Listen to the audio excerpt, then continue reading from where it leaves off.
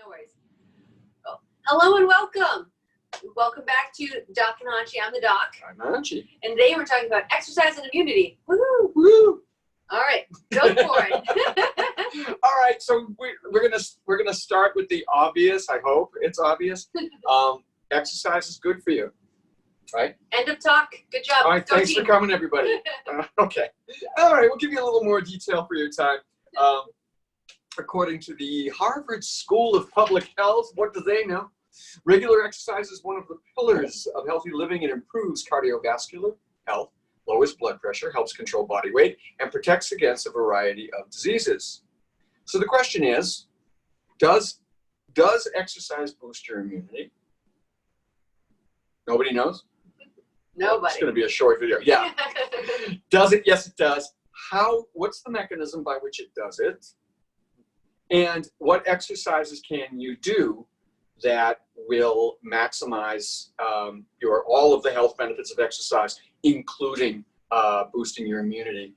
I'm not going to do a whole lot of exercise demonstration for you because it really, it has to be something you like, and there's tons of that. Yeah. Tons of that on YouTube. There are people more qualified than I to show you that kind of stuff. We're just going to talk in generalities, and because we're talking about exercise and immunity, I will show you, promise, before we end, we're going to do one very ancient Asian exercise that is specifically meant to address immunity. Bum, bum, bum. Maybe two. Maybe two. Because I know two. I know two. So everybody knows, what is the net effect of regular exercise on your life? Well, as our introduction states, weight management. Lowered blood cholesterol, lowered blood pressure are keys to it. There's a lot that's been done that shows that some kind of weight-bearing exercise, lifting things that are not too heavy for you. But lifting heavy things. But lifting heavy things creates a little bone density as you get older. There's been experiments that show that even women in their 70s and 80s can benefit from a little bit of what's called resistance training. So it's a very good idea to do some amount of that. It's really difficult to tell you how much of what you should do because I don't know you. Exercise is a very individual thing. Everyone's at a slightly different fitness level, and you got to find something that works for you. But in general, resistance training is preferable if immunity and bone density and health benefits are there. Let's talk a little bit about cardio or endurance training, or it's become known as Metcon or metabolic conditioning. When they keep changing the name of something, you got to wonder. All right, so here's the thing. Is metabolic conditioning or aerobics or endurance exercise good for you? Is it? That's a good question. Yeah, it is, in moderation. In moderation. Now, quick disclaimer here for the marathoners, ultra marathoners, and ultra marathoners out there who are watching this. All of you who are desperately watching us. If you, and I have friends, and we have friends, if you like to run, Forrest, run. Run around the planet and back. We're here to advise people on how to choose the ideal level of exercise for them. Yeah, for their health. Right. So I'm not saying that long distance running is unhealthy. I'm not trying to say that. But what I am going to say is if you're like me in your mid-30s or higher, and you haven't started running yet, it's probably because you're not drawn to that. It doesn't really do it for you. Yeah. So there's no need to start endurance running to get resistance exercise. There's been some studies that have shown that an excessive endurance exercise is actually pro-inflammatory. And as we've talked about a ton in this immune webinar series, inflammation is pretty much the root of all common chronic diseases. So ergo, maybe not the best thing to be doing for your daily exercise routine. Right. So because inflammation causes problems. So for example, everybody knows a story about a friend who it ran, and he always ran, and then one day dropped dead of a heart attack. Right. Well, it's because it can cause inflammation, and if you've got other sources of inflammation, I have no doubt that it's cumulative over time, and it can cause a problem. Right. So, here's the deal. Excess. Anything. Yeah. Excess is excessive. Mm-hmm. That's why it's called excess. Moderation, as Oscar Wilde said, moderation in all things, including moderation. So I know folks who do an awful lot of heavy weightlifting. That presents problems too. We treat some of those folks. We treat some of those folks. Balance is really important. We had a client who we worked with for a long time, and this guy he'd had a very serious weight problem. He's one of these folks who was, very, very, very obese for a long time. He got on a program with a gym, and they had him working, was it 5? Yeah, 5 or 6 days a week. Right, 5 or 6 days a week. It wasn't CrossFit per se, but it was very CrossFit-like, and we'll talk about CrossFit again in a minute. We'll talk about CrossFit. We're going to get back to CrossFit, bitches, but never. So anyway, it was a lot of mixed cardio and resistance training. It was very, very intensive. It was really, really hard exercise, and he did it 5 days a week, and he maintained his weight. I got to say, he lost weight and then he maintained his weight. Yeah, he lost all the weight. He maintained his weight. He looked good. This guy in his late 40s, I believe, and he looked good. He was all the exercise showed. However, he had some very serious lower back problems. And then in hip tightness, which is what brought him into me as a chiropractor, because we were working on it. But once I started to find out just what he was doing, and he's like, oh yeah, I gotta go do like an hour and a half on the elliptical. I was like, what? Hour and a half. Yeah, like it was just, he was spending way too much time doing that. And I tried to explain to him that excessive exercise causes inflammation, and especially now that he's gotten the weight down and he's more efficient at movement, he's doing the same thing over and over and over and over and over and over and over and over and over. That's called an overuse injury or a repetitive stress injury. Not that anybody here watching knows what that is. Exactly, and repetitive stress injuries. I joke when people come in and they're like, "Well, it hurts when I do this," and then stop doing that. And then they're like, "What? What do you think?" So you got to change that. This is those old doctor jokes. Yeah. Doctor, it hurts when I go like this. Doctor said, don't go like that. Doctor, I've had this before. He says, well, you've got it again. So when someone comes in and says, it hurts when I do this, you got to say, well, you got it again. There you go. That'll confuse. I'll have to try to remember that. Yes, but it was just one of those things, and I try to explain to him, it doesn't matter how much I adjust you, because when I fix you, you leave and you break it immediately. Right. It's just like if you broke your arm and I put a cast on it, and then you left my office, sawed it off, and re-hit your arm on the thing, and then you came in and you're like, it's broken, why didn't you fix it? See the departed. Yeah, I would take that cast and hit you off the head with it. But like, I can't help you if you keep taking off the cast, and I can't help you if you keep creating a chronic injury, and that's why excessive exercise can be very harmful. So it's all about balance. Right. Exactly. So whatever exercise program you put together, I recommend it. Working with a certified personal trainer is always a good idea. Yeah. I don't recommend, like, so let's pretend that you've done nothing to start with. I really don't recommend starting now in your 40s, 50s, 60s by yourself at the gym. I really don't. Just pay the money, get a trainer, because if you hurt yourself, now you're locked into that year-long membership that you can't use. How are you saving money? Not to mention now you have to come see the chiropractor, which is not saving you money. And the other thing too is we can say things all day long, and it doesn't matter what exercise Steve gives you to do. We're not watching you do it. We can't see you do it. We can't give you corrections. And if this is the first time you're really getting into exercise and you don't have quite that brain-body connection strengthened properly, if he says make sure you keep your shoulders down and back, you may not even be able to do that. You may not understand anything he's saying.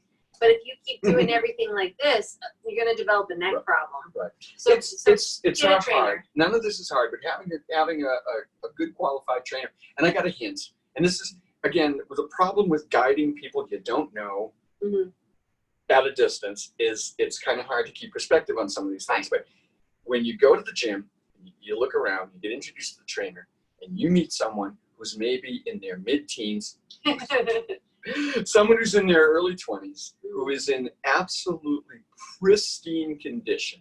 They spend 25 hours a day, 8.5 days a week, 394 days a year at the gym, and they love it. The gym is their life. They lift heavy things.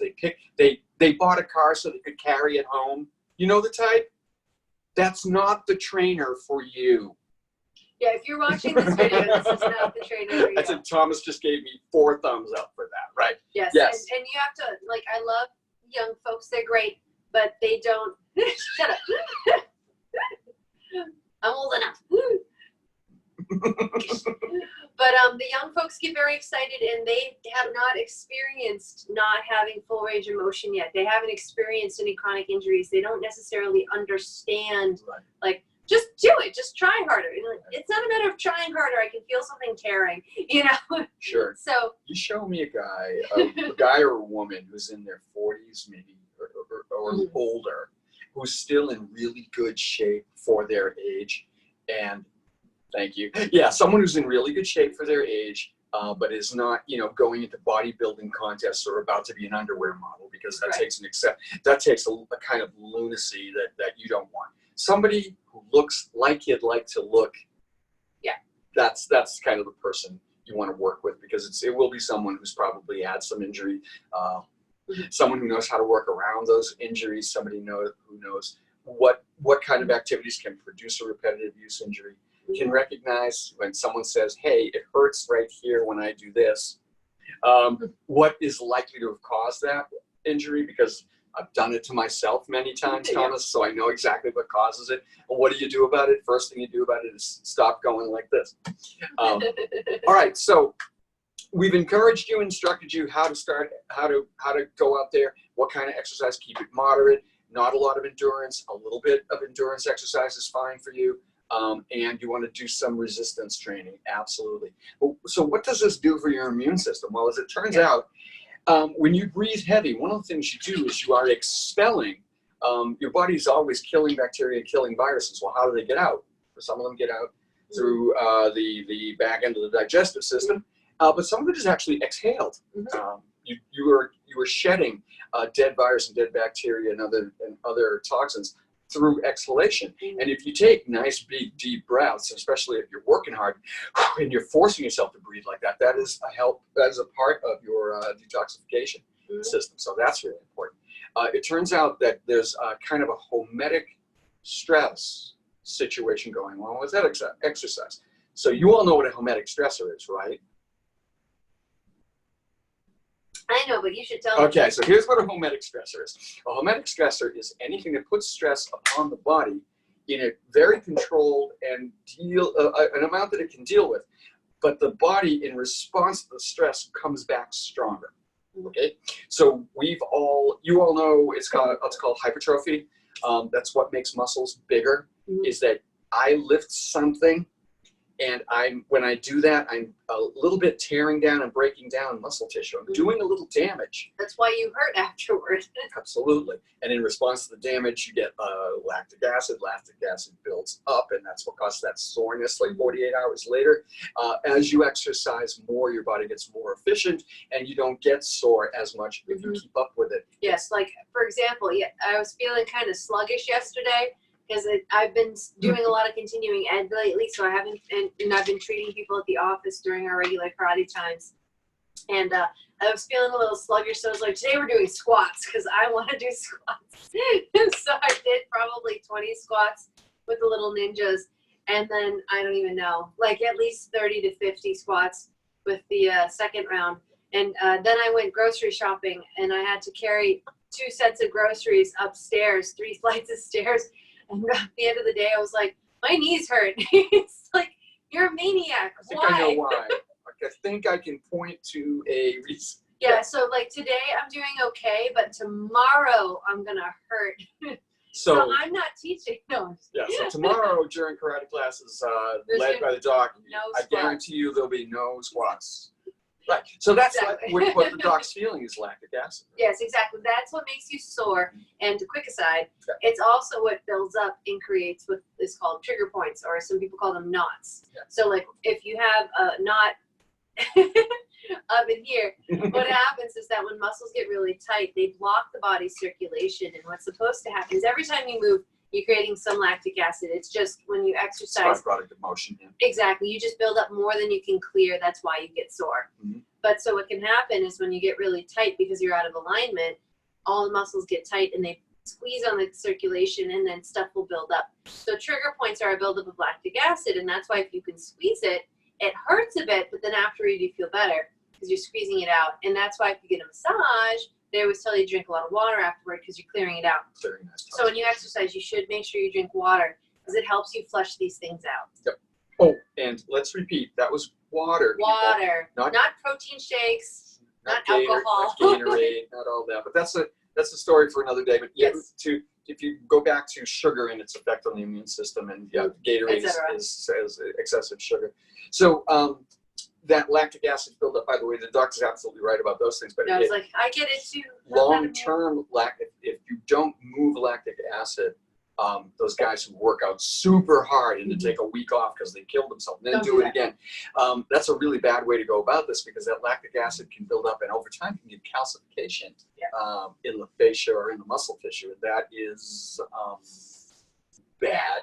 Yeah, calcification of muscle tissue is really bad. That's extreme. It doesn't happen. It doesn't happen easily. It takes a long time. Yeah, like you'd have to like pain. Like yeah, it takes a long time of being really stupid to do it, or you got to get hit by something like a Volvo a couple of times. Or That'll Steve's toe. That's a different story. So that Hometic, back to this full circle. Hometic stressor. You're breaking down muscle tissue. You get lactic acid buildup that dissipates over a couple of days, and the muscle builds itself back up stronger and larger in order to handle the stress that you just put it under. You're teaching your body to handle more stress than it can right now. All exercise is a Hometic stressor. It helps you to get stronger. One of the things that happens, part of the Hometic stress of exercise, is we've talked in the past about not just an immune system is not just a trigger switch. It's on, it's off. But it's definitely got a control knob on there, like a dimmer switch, where it can go from dim all the way up to super bright. The right place for your immune system is somewhere in the middle most of the time. Weird, balance again. Yeah. Because when you have a hyperactive immune system, that's called autoimmune disease. So rheumatoid arthritis is an overactive immune system. Exactly. I have that. Yeah, and that's why if any of you are paying attention to this thing that's happening in the world, I don't know. What they're finding is that people that have chronic illnesses, especially when they have more than one, you can close the door. Can you guys hear that? Kitty, stop it. You had all day. But anyway, so with COVID, what they're finding is that people that have one or more chronic diseases are usually experiencing more severe symptoms from COVID, and they have worse health outcomes. And especially people that have anything that's like autoimmune, because their immune system's already overactive. And what happens is that COVID isn't killing people like, and again, this is understanding what we know right now today in August. COVID isn't like killing you because like you can't breathe or something like that. It's not like fluid in your lungs like pneumonia. What's happening is typically someone's immune system goes way crazy, and then it starts attacking itself, and that's what they call the cytokine storm. There's too many things floating around. That again, that's where the idea that hydroxychloroquine might help came from. I'm assuming anyway. No, that's true. Yeah. I wasn't there, but hydroxychloroquine depresses your immune system. So if your immune system's too high and you depress it, get it back to balance, it makes sense that it would be helpful. But again, it doesn't make any sense as a preventative or anything like that, or for like somebody who's fighting it off successfully, because depressing your immune system down from normal is just going to make you hypo. And people who have lower immune systems, that's what we call immunocompromised. So you don't want to be immunocompromised, but you don't want to be autoimmune. You want to be in the middle. always with this thing in the middle. It's a lot of work. It's the Goldilocks of immunity. Exactly. So as it turns out, habitual and regular exercise is a good regulator of your immune system. A study done by the Harvard School of Public Health showed that people who exercised moderately and continuously over time, habitually, were more able, their bodies were more able to regulate their immune system. So unless you have, my rheumatoid arthritis is partially genetic. I'm just prone to it. Other people in my family had it. My mother had it. Other people had it. And then on top of that, it was probably made worse by an inflammatory diet, because until I understood that it mattered what I ate, it didn't matter what I ate. Well, so I ate and if I can pop in there, all kinds of yeah, matter. because genetics don't necessarily predetermine you, because like a lot of things get blamed on genetics, but that's just not how genetics work. Like some things are genetic, like Down syndrome. Like there's a problem with the chromosomes. That's what happens. That's genetic. But the rest of the stuff, like type 2 diabetes, that's not genetic. Like you don't catch diabetes. You may be genetically predisposed to it, which means that like say your pancreas doesn't work as well as someone else's pancreas. But what that means is that, sorry, life's not fair. You got to be better. That's really what it means. Right. And so but it's called epigenetics. When you turn on your genes, that's where, if you've ever heard someone say, like, I turned off my cancer by eating better, that's what they're referencing. They mean epigenetics, because you can turn things on and off. So if you have a history of autoimmune disease, sorry, you have to eat better than everybody else. You have to make sure you exercise. You got to try not to ever turn those genes on, because once you turn them on, they're way harder to turn them off than to not turn them on. As usual, it's kind of like gaining weight. It's easier to maintain a healthy weight than it is to lose weight. This is true. This is true. So if I can jump on epigenetics for just a second. Epigenetics are really cool. It's super cool. They really are. Yeah, if I didn't do this, I would have done genetics. Really it's neat. Fascinating. Think of it as an old-fashioned ledger book that has tabs down the side. Right? And one of those tabs is... Good luck with this analogy. One of those everybody under 30 is completely lost at this tabs. point. Books? The tabs down the side are marked cancer, heart disease, immune system, whatever. And if I open one of those tabs, I have access to that information. If I never open it, for instance, I possess the MTHFKR gene. Don't spell that out. Don't say it out loud. That's the genetic marker. What it means is two things. One, I have a challenge in absorbing vitamin B. For every one vitamin B I eat, I get 1/5. I have to eat 5 times more vitamin B to get 1. That's one thing it means. The other thing it means is that if I smoke, I'm very likely to get lung cancer. That's how, so my mom obviously doesn't have this gene because she's been smoking for like 50 or 60 years now. And she, knock on that wood over there. She doesn't have anything. Right. So she obviously doesn't have this gene, or she would have had lung cancer by now. And I mean, she still could get it, but obviously doesn't have that one. Yeah. So epigenetically speaking, my propensity towards lung cancer from smoking is extremely high. It's almost 1 for 1. If I smoke, I'm going to get it. That's it. It's no question. Guess what I've never done? That's right. I've never smoked. I'm not going to, because... Especially now that you know. Yeah. First of all, I never did it anyway, because by the time I was adult enough to buy the stuff, I knew what it would do to me, so I didn't do it. But now that I have this genetic information, it just reinforces my decision never to engage in that particular hobby. So yeah. Yeah. So genetics, they do play a very tiny role, but not for nothing. Lifestyle trumps genetics. Pretty much all the time. All the time. Well, when it comes, it's always a question of nature versus nurture. It's the same thing with genetics. It's nature versus nurture. Like, you may have some of these genetics, but do you ever turn them on? Do they ever cause a problem? Like, for example, I'm lactose intolerant, and it's a genetic thing for me. And we found that out with the same DNA testing he's talking about. But we do DNA testing at the office, by the way, if you're interested, come on in. Yes, we can help you out. It's awesome. But when I was a kid, I could do some dairy, and then as I got older, I didn't realize it, but I really couldn't do dairy, and then via a cleanse, I realized when I took it out of my diet, tried to add it back in, I realized that I have a problem with dairy. And then it was a couple years later when I met Steve that I finally did the genetic testing. I'm like, oh, well, it told me what I already knew. Like, So you don't have to do DNA testing to figure some of this stuff out. No. But the other thing too is that, like, obviously when I was a kid, I could do some dairy and then I overdid it and probably messed with my epigenetics a little bit. Now I can't really do any of it. We were talking earlier about, we often get folks who come into the practice who are having dietary issues, and dietary sensitivities and allergies are an absolutely real thing, right, Dawn? They are a real thing. They are a real thing. And they can be genetic. They absolutely, there's a Yeah, mechanism. allergies tend to be genetic. The sensitivities tend to not be. Yeah, sensitivities can come and go, but true allergies are definitely genetic. Yeah. Most of the time. Most of the time. We're discovering that there's a lot of times folks can have a sensitivity that, for instance, to gluten. That's a big one. That's the popular sensitivity these days. Yes. That's the fashionable one. That's the one that's showing in Paris this year.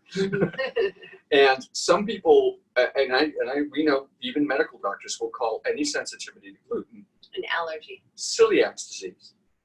But here's the thing: our genetic test shows whether you have celiac disease or not, because celiac disease is in fact a genetic disorder. It's an epigenetic genetic disorder. Yeah. If you You never don't eat, just have it. if you never eat gluten, you'll never have celiac disease. But your ability to be celiac is definitely genetic, and we can test for that. Yep. And they're supposed to biopsy to see if you really have it or not, which they don't necessarily do. Because one of the problems, like, I don't want to harp on this too long because it's probably appropriate in a different video, but sensitivity versus allergy. Allergy means anaphylaxis. You can't breathe, you die. That's like a bee sting. That's an allergy. That's IgE antibodies.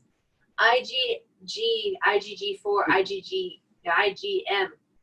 Ugh, it's a long day. Yeah.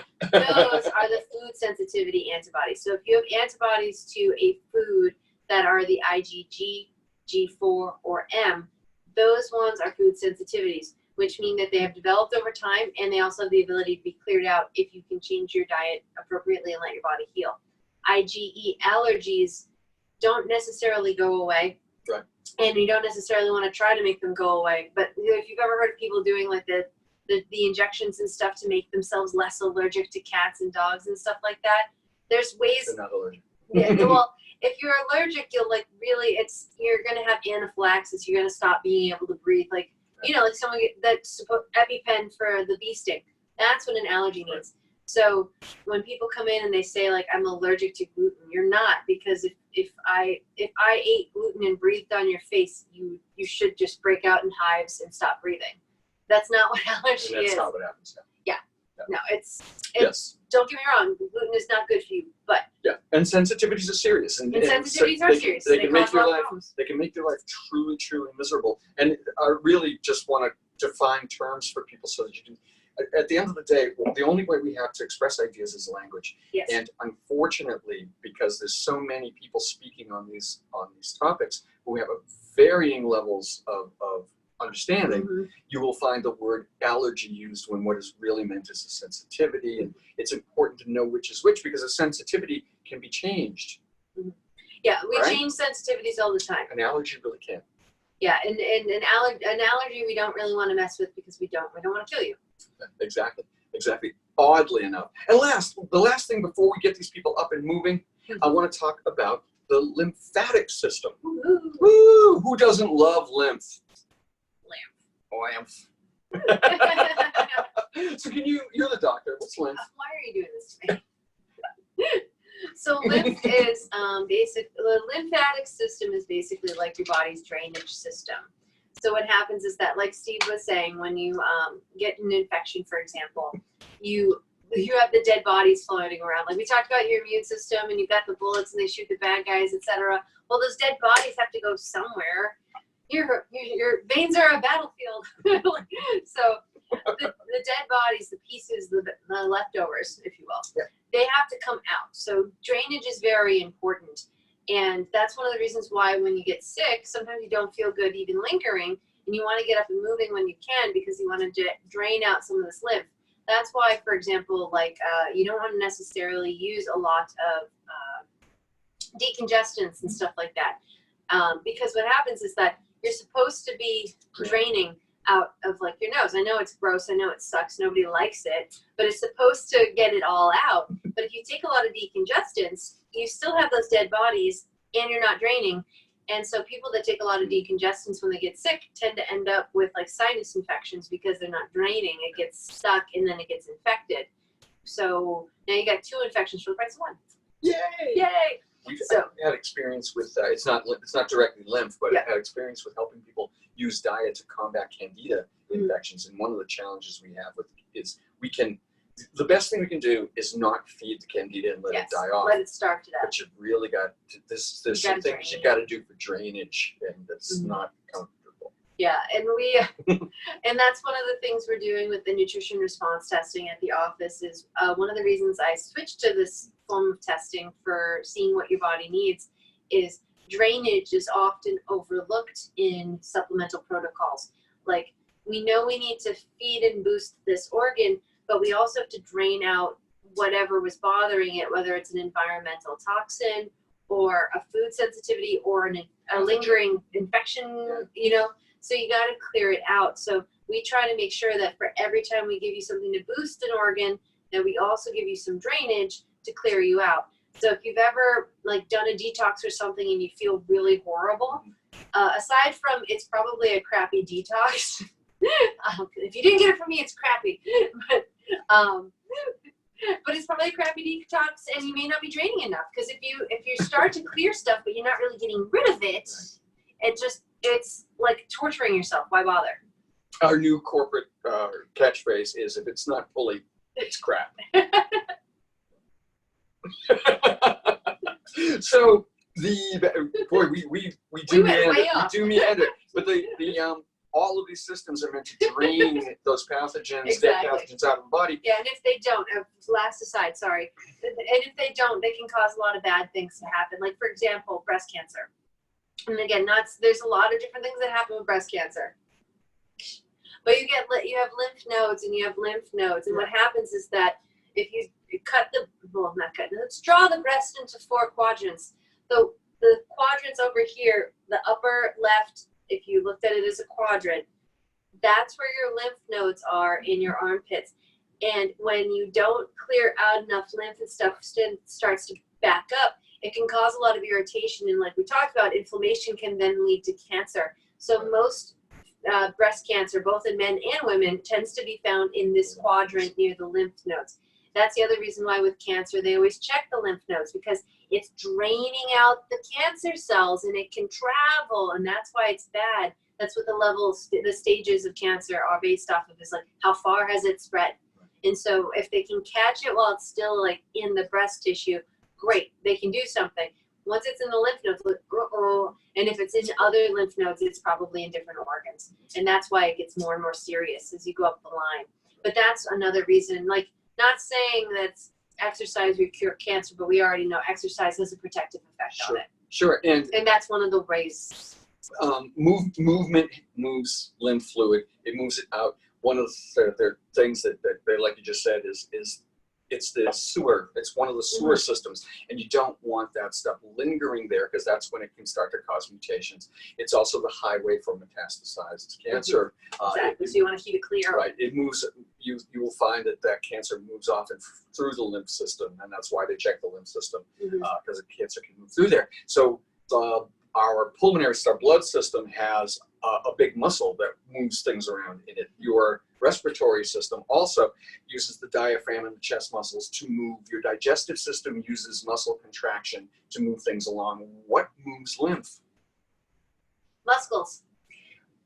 And more muscles. That's right. Secondarily, when respiration moves a lot of lymph. Of course, that's a muscular action. So you were right. I know. Not the answer I was looking for. Not the answer I was looking for, but you were also right. You were right.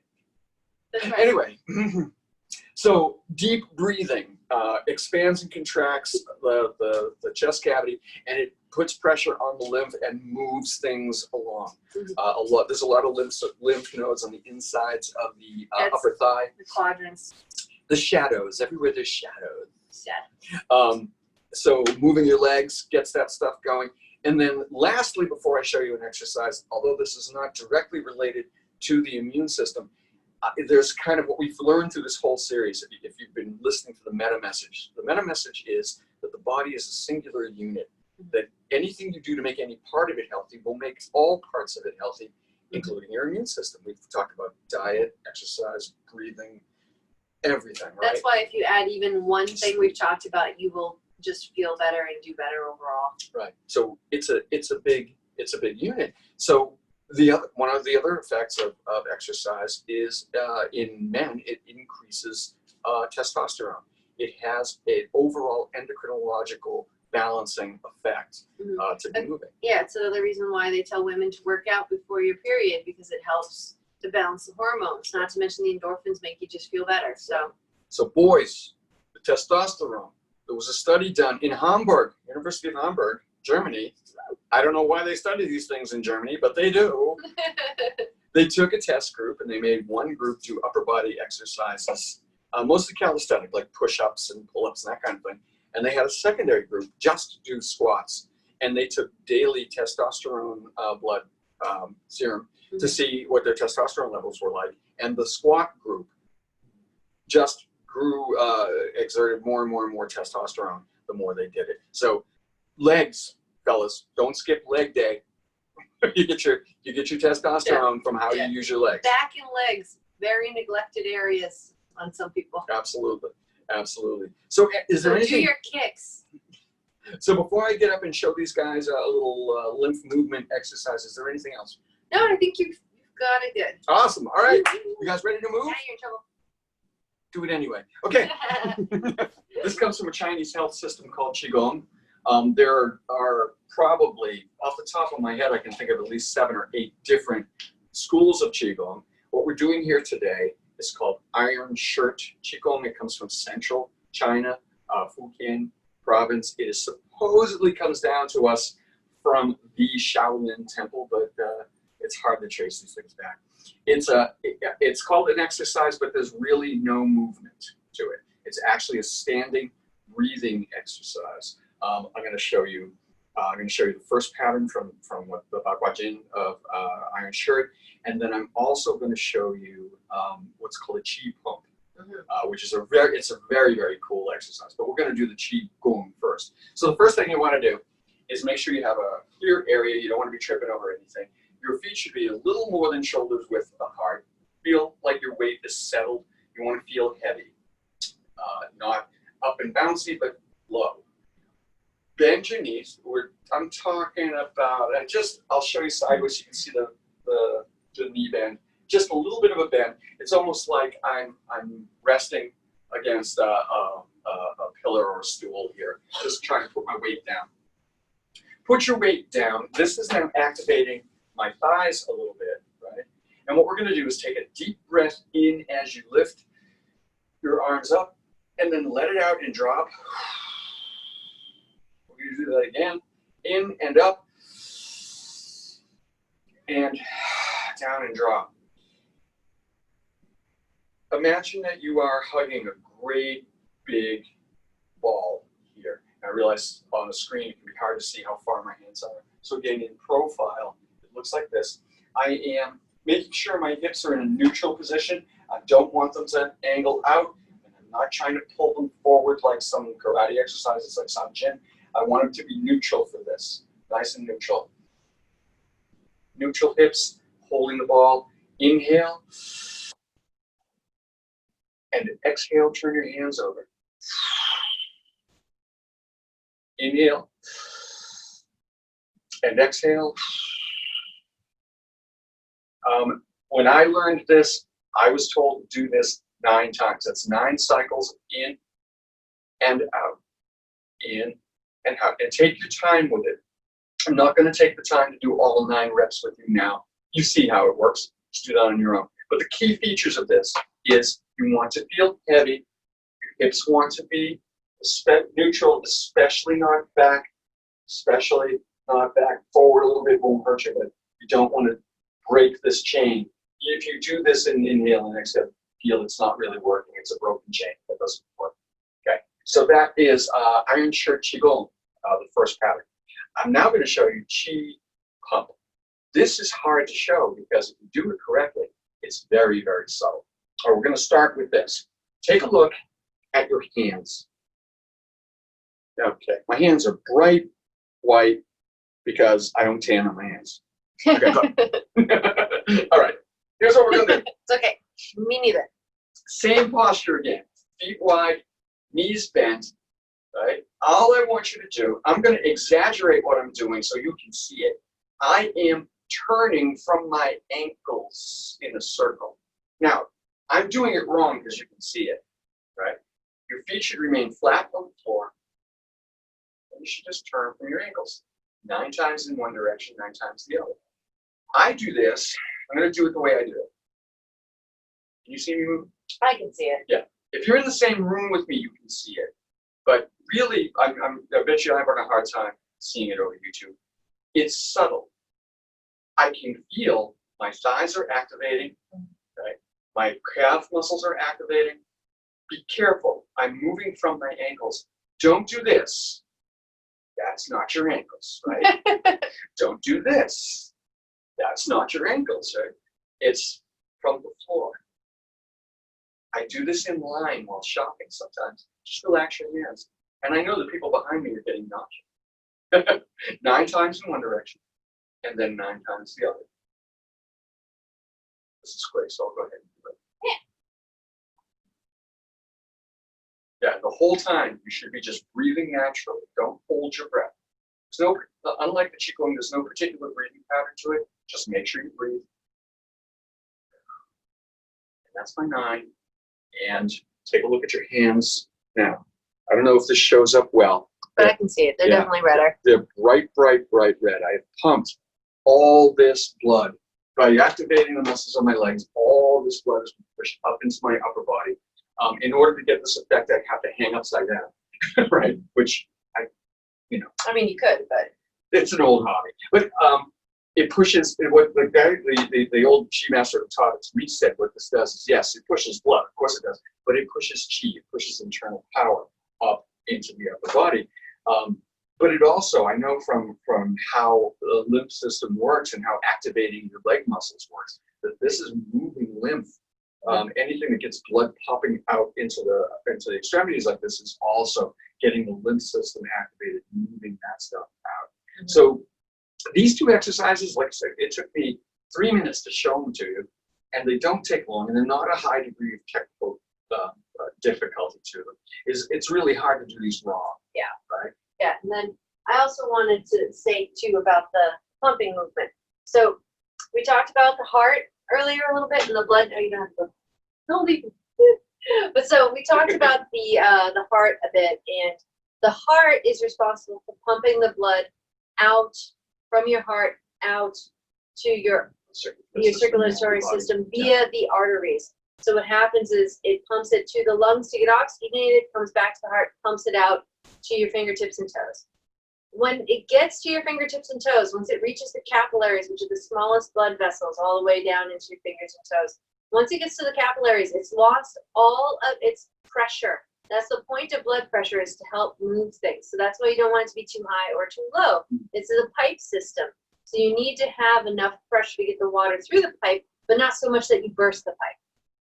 So what happens is that once it reaches your fingertips and toes, now it has to get back up to your heart so it can get pumped to your lungs to get more oxygen, cut back down, and then go out again. And when your veins have no pressure, so they can't get that back up by themselves, that's where muscle movement comes in. Right, Kitty? I know. Because what happens is gravity pulls everything down, so you need to pump it up against gravity, and that's what walking does. When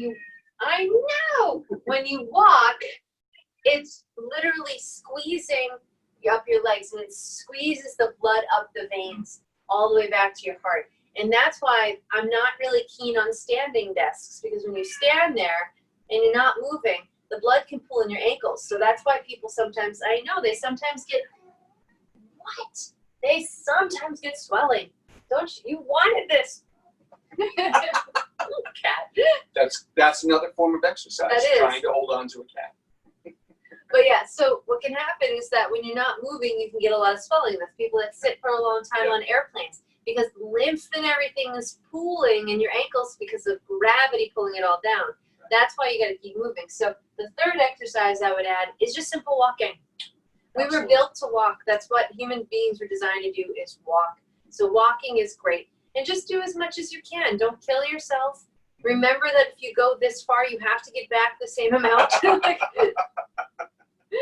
I would say probably for ideal, I'm not talking about being an Olympic god. I'm talking about ideal and normal health. If you can set aside an hour a day to walk, that's absolutely phenomenal. Yeah, that would be like ideal. Yeah, and if you have 2 hours, walk for an hour and do something else. Play frisbee or do these exercises or do something else with that time. Move in a more functional and move in some other functional way. Karate is really good for that kind of stuff. But yeah, an hour a day is ideal. It's not necessary to do any more than that. Moving a lot at moderate pace is probably the best kind of exercise that you can do. Mm-hmm. So more pumped now. But that's why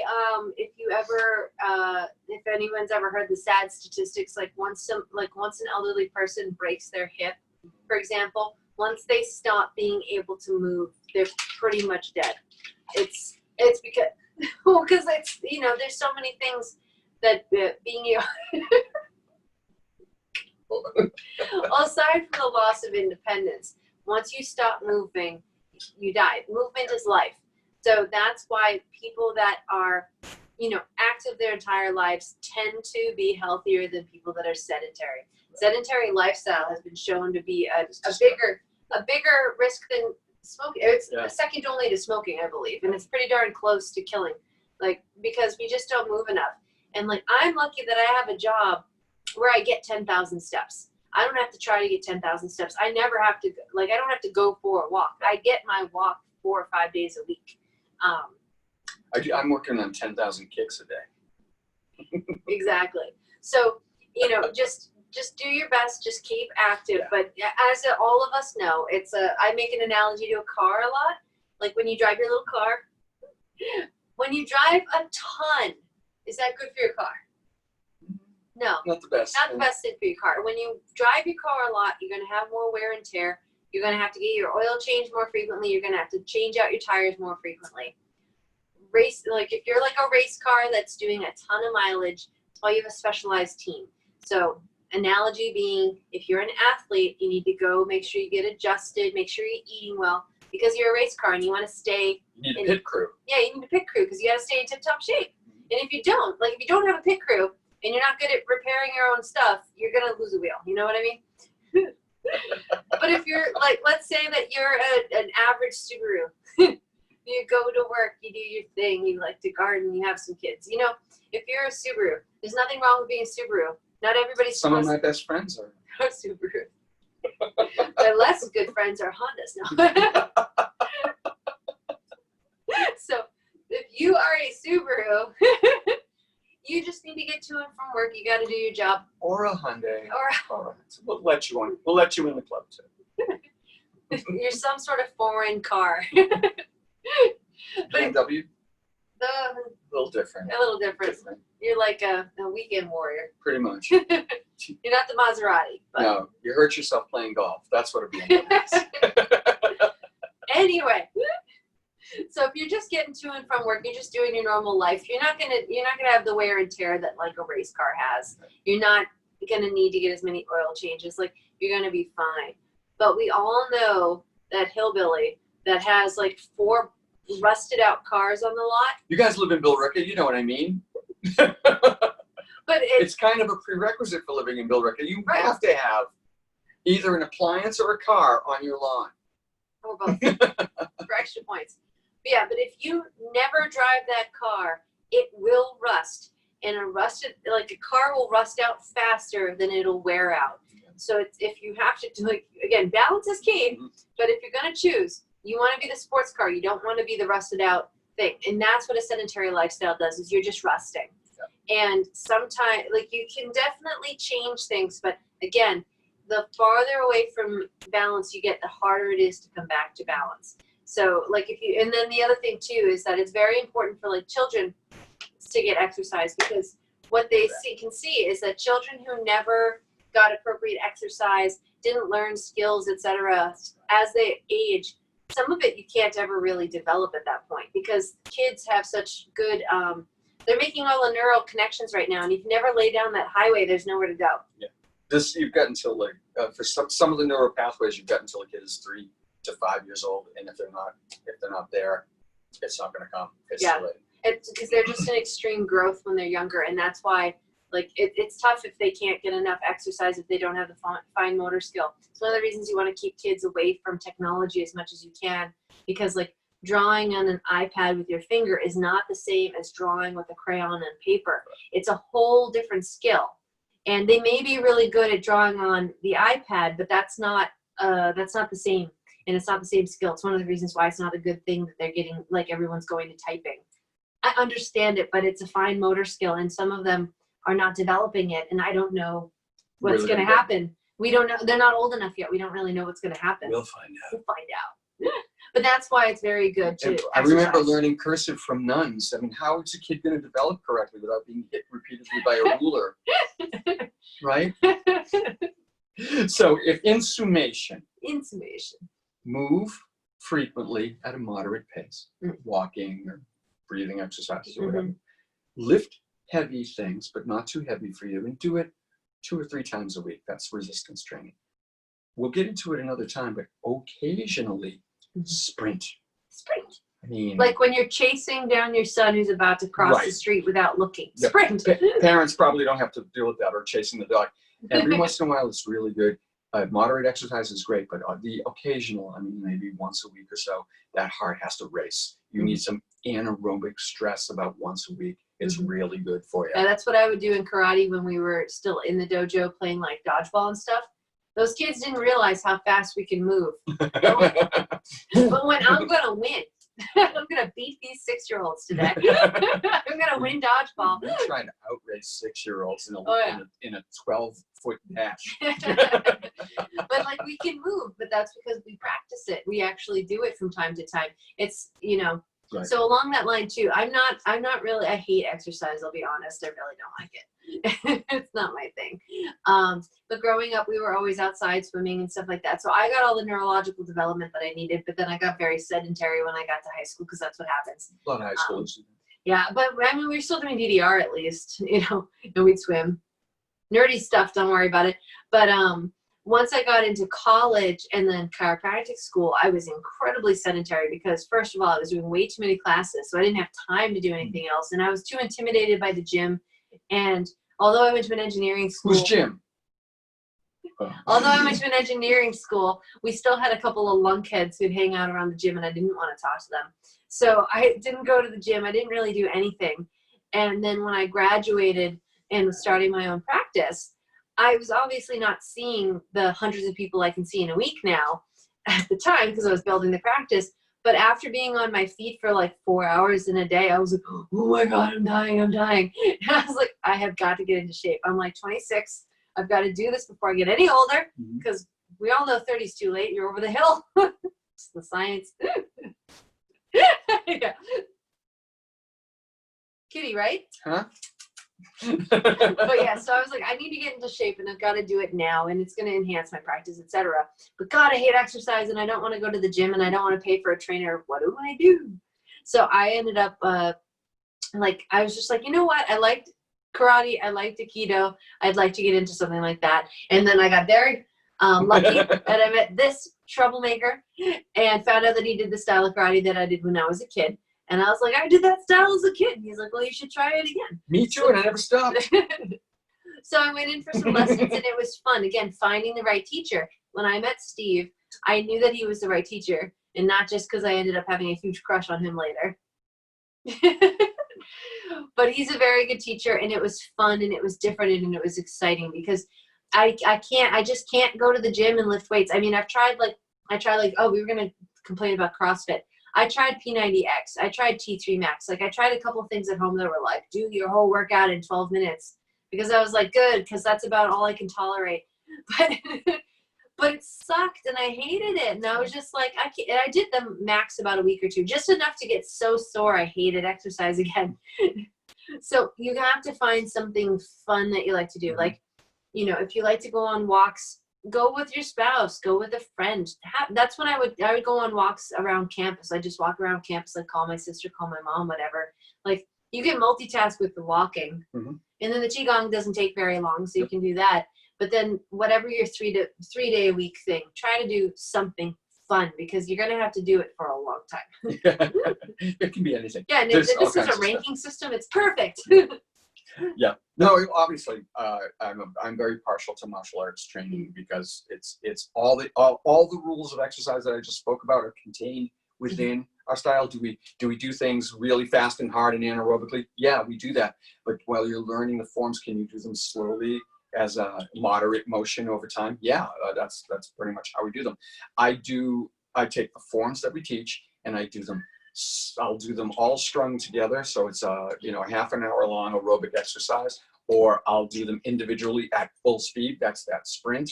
I'll do them against a lot of muscular tension. That's lifting heavy things. Yeah. So martial arts contains within it a good martial art contains all of these principles already. So if you're studying a martial art with a qualified teacher, good for you. You're probably already doing all the things that we're talking about, and you didn't need to sit here through this whole damn time. I know we should have started with that, Don.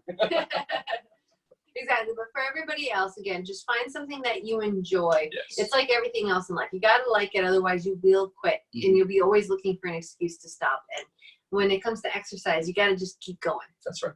And that said, one last thing. Give it time before you evaluate it. Yes. Everything you do, the first time you do it, it's going to be awkward. You don't know what you're doing. You're going to feel overwhelming, intimidated by the other people who do it better than you. So don't watch Aaron. Give yourself a month. Show off. Whether you're going to do Pilates or racquetball or full bar, whatever. Full contact, multi-bear kickboxing, whatever floats your boat. I'm doing that. Yeah, whatever it is you want to do, give it a month if you live that long. Give it a month before you decide whether you're going to stay or go, because the first couple times you do anything, it is kind of awful and awkward.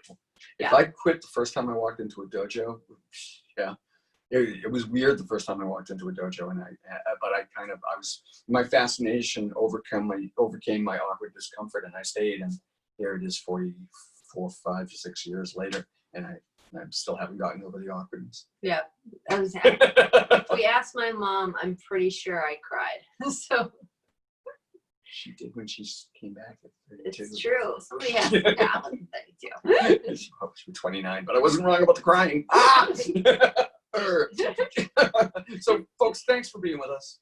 Thank you so much, and we hope you enjoyed it. So this is the last episode in our immune webinar series. You made it! Woo! Yeah. Well, now you know how to foolproof your immune system and supercharge it. That's okay.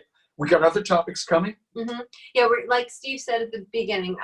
We're going to be doing more shorter videos now, so you may see some repeats of what we're talking about, because we have a ton of stuff that we're like, oh, we should do more on that. So we're going to focus on very specific things. There'll be bite-sized videos, so hopefully easier for you to sit down and watch, because I know it's hard to find like an hour. Yeah. I mean, we hardly watch movies at this point because it's like, I don't have 2 hours. Yeah, we don't have the time. But yeah, we're gonna take some deep dives on some very specific things. The immune system, as you saw, if you watch these, this was a very broad topic, and it encompassed a whole lot of different pillars that we had to draw together. We're gonna go back through those. We promised at times we would dig into some of these things more deeply. Well, we'll pick those things out, give it a quick 15 minutes, and in and out. Exactly. There so you go. Thank you again for joining us, and if you can, like our video and subscribe to our page. It really helps us out. We're trying to grow and get all this good information to everybody else. So thank you again, and have a good night. Bye, y'all.